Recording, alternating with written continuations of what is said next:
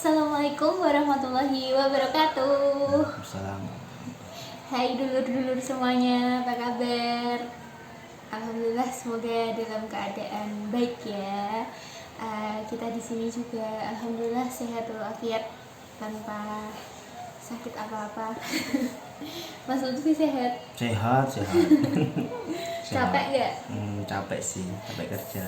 Sibuk sekarang, dia sibuk guys. Ada kesibukan baru sekarang. Pada kesempatan sore hari ini kita akan melanjutkan pembahasan dari buku ini. Masih Apa? sama ya, gengs. Apa judulnya? Bacain dong. Bukunya berjudul Nabi Tidak Melakukan Berarti Haram. Nah, Judulnya apa? Nanti bermadhab untuk apa? Gitu kan. untuk apa? Nggak tahu untuk apa. Ayo, untuk apa guys? Nah, biar nggak kelamaan nih, langsung aja kali ya ke pembahasan. Tapi sebelumnya kita nih tag-nya waktu tanggal 17 Agustus. Merdeka lor, merdeka. Kita merdeka ya lor, meskipun belum merdeka sih dalam tanda kutip. Ya, masih Masih ada terjajah gitu kan. banyak hal yang masih harus diperbaiki, tapi hari ini kita memperingati kemerdekaan Indonesia nih. Kalian yang kerja, yang sekolah, libur nggak atau masuk untuk upacara? Kita sih tim yang kerja tapi nggak ikut upacara, jadi benar-benar full libur di rumah. Tim hore ya lor. Kita lihat ikut upacara online aja tuh. Oke, langsung aja biar nggak kelamaan, langsung ke pembahasan yang pertama ya. Aku mau nanya nih Mas, sebenarnya bermadhab itu untuk apa sih? Bisa dijelaskan? Silahkan. Baik, halo seluruh semua, semoga kalian sehat ya dimanapun Anda berada. Masih suasana 17 Agustus. Kalian lomba nggak? Lomba tarik tambang? Tarik tambang doang, karena tambang kita udah ditarik semua sama orang asing gitu kan. Kita kebagian tarik tambang aja gitu. Tambang emas, tambang nikel, tambang itu udah ditarik semua orang asing. Kita belum merdeka lor, belum merdeka. Belum sepenuhnya. Oke, langsung lor ya, kita pembahasannya gini. Bermadhab itu untuk apa gitu kan judulnya. Jadi penulis menjelaskan segini loh. Ketika kita membicarakan madhab fikih, sejatinya kita tidak hanya membicarakan Imam Abu Hanifah sendiri, juga tidak Imam Malik bin Anas sendirian sebagai founder madhab Al-Malikiyah. Tidak juga membicarakan Imam Asy-Syafi'i sendiri saja. Dan bukan juga kita membicarakan fatwa-fatwa Imam Ahmad saja sebagai ikon madhab Al-Hanabilah. Akan tetapi bukan beliau-beliau yang kita bicarakan gitu kan. Melainkan kita sedang membicarakan sebuah institusi besar yang diampu oleh orang-orang dengan keilmuan luas yang mumpuni dalam bidang syariah dan hukum, serta tentara-tentara akademisi yang militan dalam melakukan penelitian hukum serta menggali ilah dan hikam dari setiap hukum dan dalil yang ada, baik itu ayat atau juga hadis. Mereka yang bekerja untuk institusi madhab bukan dalam waktu harian atau bulanan, akan tetapi mereka bekerja dalam waktu tahunan, bahkan jauh lebih panjang dari sekedar tahunan, sampai ratusan tahun gitu, abad berabad gitu ya Lord. Bukan hanya itu, pekerjaan mereka pun bersambung, tidak hanya berhenti pada satu masa. Apa yang dikerjakan di masa sebelumnya terus dikaji dan disempurnakan oleh para punggawa-punggawa madhab di masa selanjutnya. Mereka inilah yang kemudian mengkaji dan mendalami kaidah-kaidah usul atau induk yang telah dirumuskan oleh imam madhab mereka, serta menjelaskan apa yang rancu dari kaidah tersebut, mengoreksi, menambahkan, serta memperbaiki apa yang sekiranya punya kemungkinan salah aplikasi. Kemudian memberikan sampel-sampel furuk atau cabang dalam kitab-kitab mereka, serta juga merumuskan kaidah usul baru yang imam mereka belum merumuskan itu berdasarkan apa yang sudah digariskan dalam mazhab sang imam. Sampai kita melihat bahwa apa yang dilakukan oleh sang imam mazhab dan tentara ulama dalam setiap mazhab yang bekerja puluhan bahkan ratusan tahun tersebut tidak lagi meninggalkan masalah yang kosong jawaban, kecuali sudah disiapkan oleh mereka kaidah usul untuk dicocokkan dengan masalah yang muncul.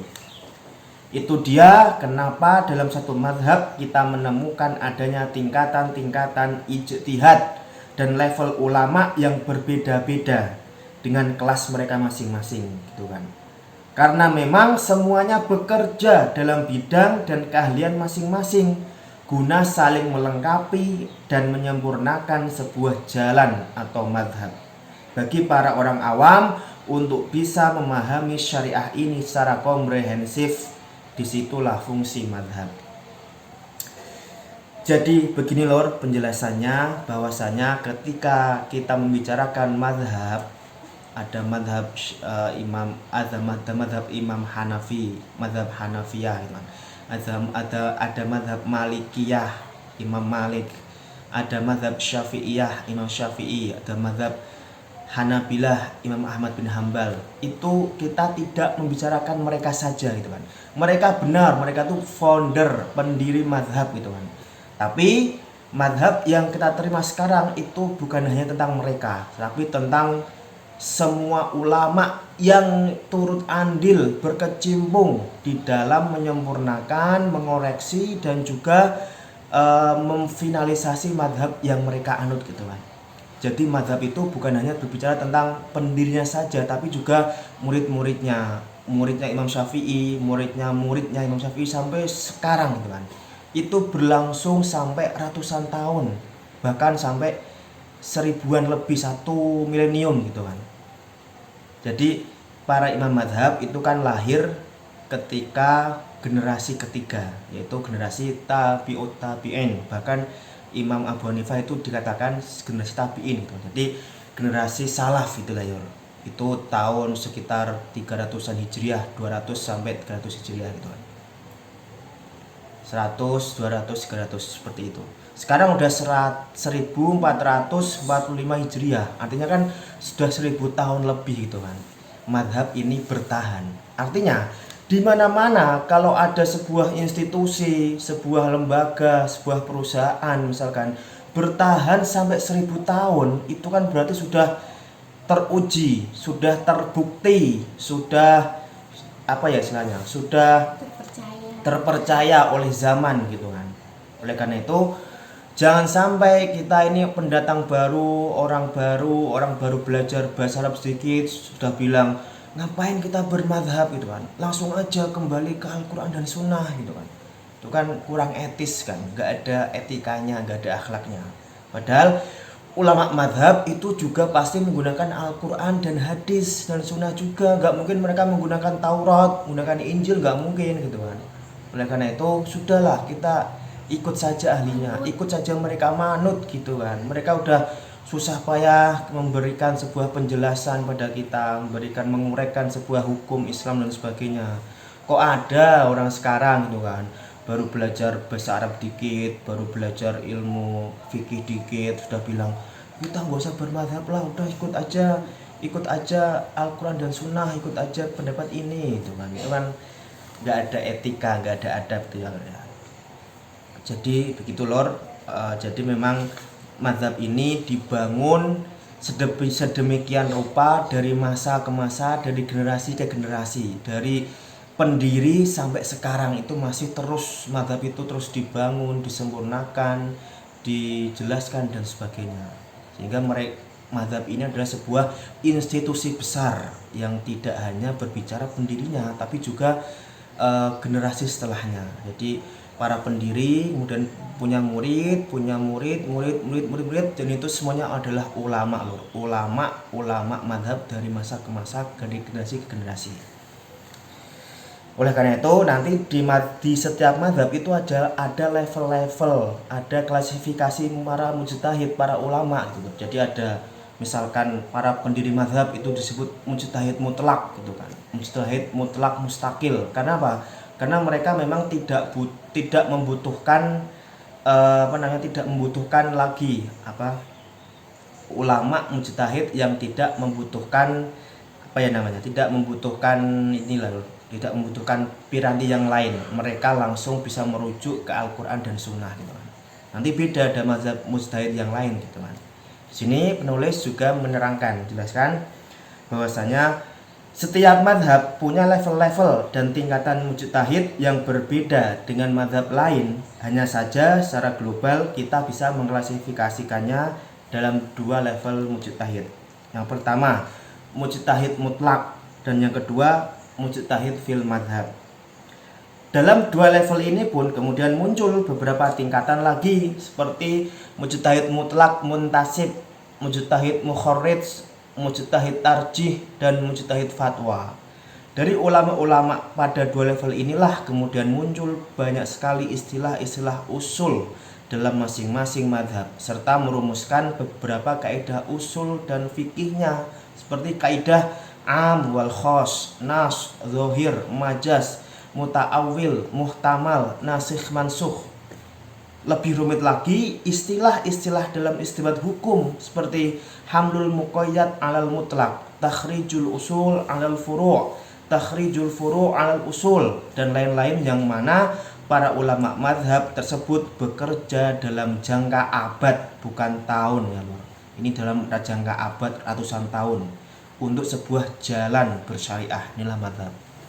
Jadi pada orang-orang awam yang selalu meremehkan, menyepelekan mazhab itu, sebenarnya mereka tuh kurang ilmu gitu ya. Padahal mereka kalau sedikit saja berilmu, mau belajar itu, mereka tidak akan meremehkan, justru sangat menghormati kan? Sangat menghargai, karena istilah-istilah dalam usul fikih itu rumit Lor. Itu hanya dipahami oleh orang yang belajar syariah gitu kan. Orang awam nggak tahu ini istilah apa gitu kan, sehingga mereka udahlah cukup ikut saja gitu loh. Sama ketika kita belajar kedokteran, itu kan banyak sekali misalkan istilah-istilah kedokteran kita nggak tahu. Orang awam yang nggak belajar ya nggak tahu, sehingga kita hanya ikut saja resep dokter, apa kata saran dokter kita ikuti karena mereka ahlinya gitu kan. Begitupun dengan ini mazhab, mereka ini sudah berupaya sekuat tenaga untuk merumuskan hukum-hukum Islam, menggalinya gitu kan, langsung dari Al-Quran dan As-Sunnah gitu. Kita tinggal menyantapnya gitu kan, kayak koki itu ibarat ulama mazhab gitu. Dia yang meracik makanan gitu kan, kemudian bumbu dan sebagainya, sehingga menjadi sebuah hidangan makanan yang sudah tersaji siap makan. Kita orang awam tinggal makan aja, tinggal milih yang mana, nasi goreng, gandul dan sebagainya, itu terserah kita gitu kan. Itu ya Lor, kembali ke host. Oke, lanjut nih, langsung ya, lanjut ke pertanyaan yang kedua nih. Sebenarnya tuh untuk apa sih istilah-istilah rumit, dan kenapa sih harus banyak orang yang terlibat dalam institusi mazhab? Silahkan dijelaskan Mas Lutfi. Mungkin ada teman-teman yang di sana penasaran. Jadi untuk apa gitu kan, ada istilah-istilah rumit, kemudian kenapa harus banyak orang terlibat dalam sebuah institusi mazhab ya kita bilangnya. Jadi penulis mengatakan, lalu menjadi pertanyaan kemudian, sebenarnya untuk apa itu semua gitu kan. Kenapa harus ada banyak istilah rumit? Kenapa juga harus banyak orang terlibat dalam menyempurnakan mazhab itu, terutama para ulama itu ya? Jawabannya adalah untuk mengurangi dan memperkecil kemungkinan salah dan keliru dalam memahami syariah, serta menyimpulkan sebuah hukum dari teks-teks syariah. Karena semakin banyak orang yang terlibat di dalamnya, semakin banyak sesuatu yang bisa dikoreksi, dan itu terus berulang di setiap generasinya. Apa yang sudah ada di masa ulama sebelumnya diteliti oleh ulama sesudahnya, disempurnakan, dijelaskan apa yang masih rancu, dan ditambahkan apa yang mungkin harus ditambahkan. Semakin banyak orang yang bekerja untuk menyempurnakan itu, semakin sedikit kesalahan yang akan timbul. Layaknya sebuah penemuan teknologi gitu kan, yang dari tahun ke tahun selalu diteliti dan di-upgrade ke penemuan yang lebih mutakhir. Dan yang terpenting ialah mempermudah penggunanya serta memberikan keamanan gitu kan. Dan yang penting lagi yaitu memperkecil kemungkinan bahaya yang muncul yang bisa saja melukai penggunanya. Jadi ini bukan masalah mempersulit syariah, justru ini memudahkan kita untuk memahami syariah secara komprehensif dengan melihat kenyataan bahwa banyak dalil baik dari ayat atau hadis yang nyatanya masing-masing bersinggungan dalam kandungan hukumnya. Jadi memang kalau sedulur membaca sebuah hadis atau ayat Al-Quran itu mungkin ada 1-2 ayat atau 1-2 hadis yang kelihatannya kontradiksi, kelihatannya berseberangan, tapi itu nggak ada yang namanya kontradiksi dalam Al-Quran maupun hadis. Itu hanya kita yang belum paham itu, sehingga ulama itu memberikan pemahaman pada kita, digali, diteliti, ini gimana kok berseberangan, sehingga tidak ada yang namanya kontradiksi atau berseberangan.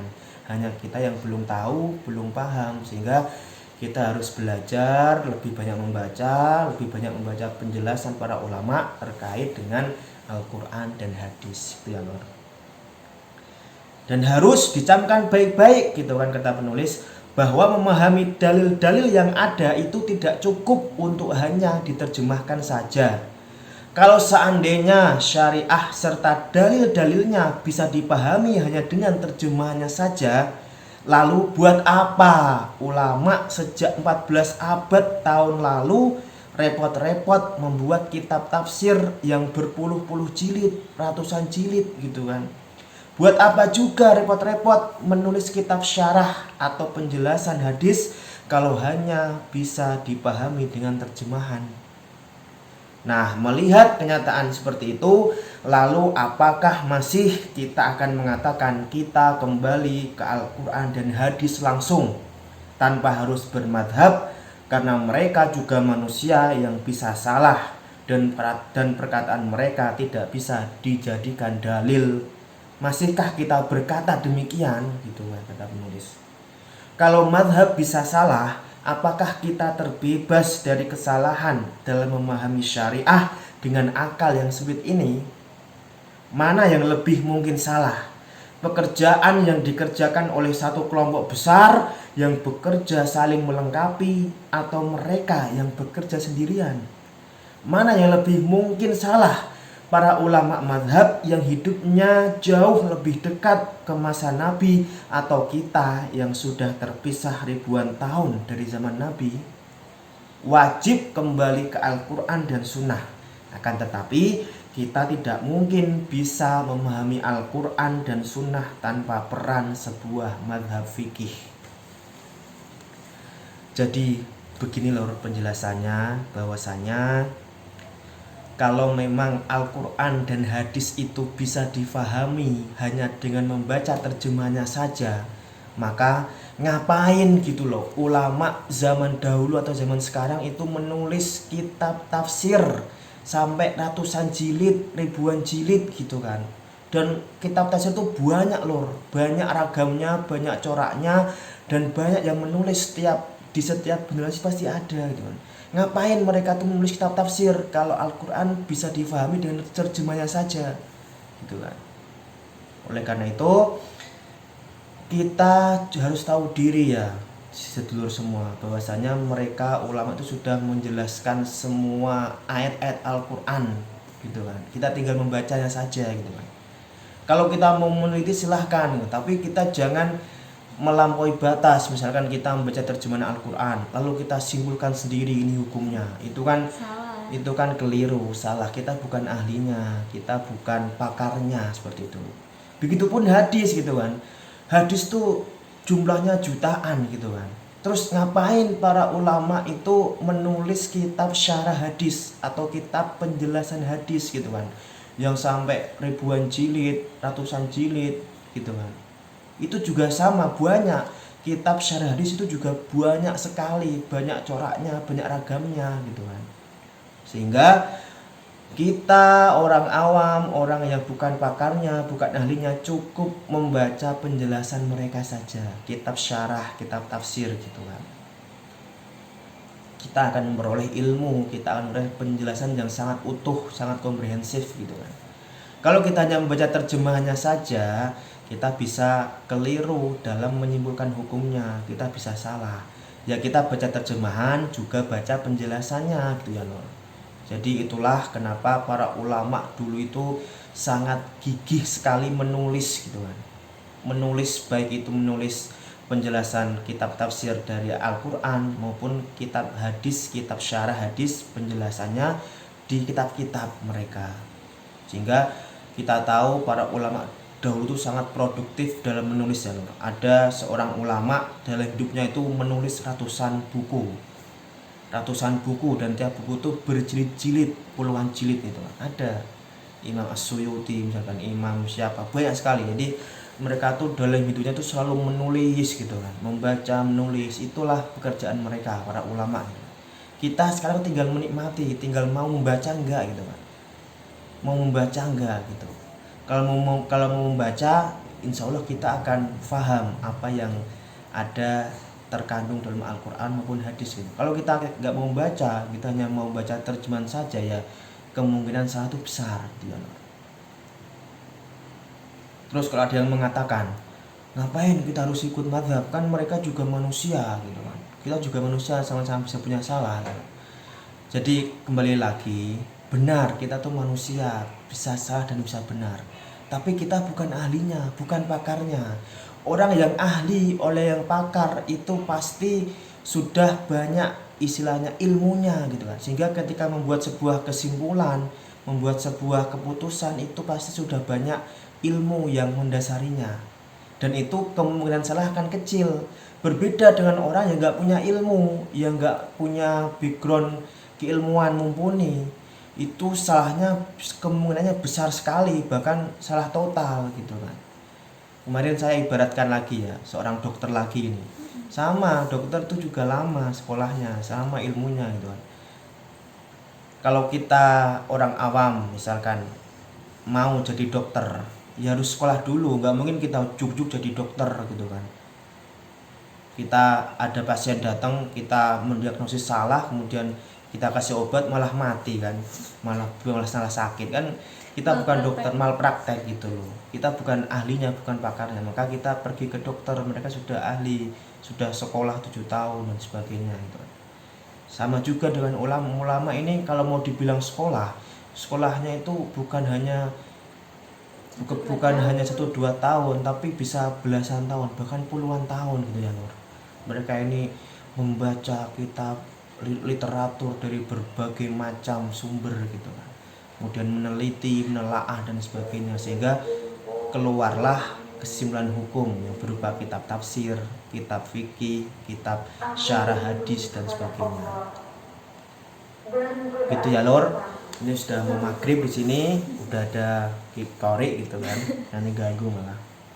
Itu ya Lur, saya kembalikan ke host. Oke, gitu ya teman-teman. Jadi kesimpulan saya di sini sore ini nggak jauh beda dari konten yang kemarin. Jadi intinya tuh jadi orang yang pemanut aja, pemanut apa ya? Penurut ya. Karena kita yang orang awam nggak ada ilmunya, jadi ya jangan membuat kesimpulan sendiri, atau kalau bahasa Jawanya tuh sakarepe dhewe gitu ya teman-teman. Sekian konten kita hari ini, sampai jumpa di konten kita selanjutnya. Terima kasih buat yang sudah nonton. Bentar dong, ucapin terima kasih dulu. Terima kasih buat teman-teman yang udah nyemantin nonton, dan maaf kalau ada kata-kata yang ribet gitu ya. Jangan lupa Like, komen, subscribe, dan share. Saya tutup. Wassalamualaikum Warahmatullahi wabarakatuh. Dadah.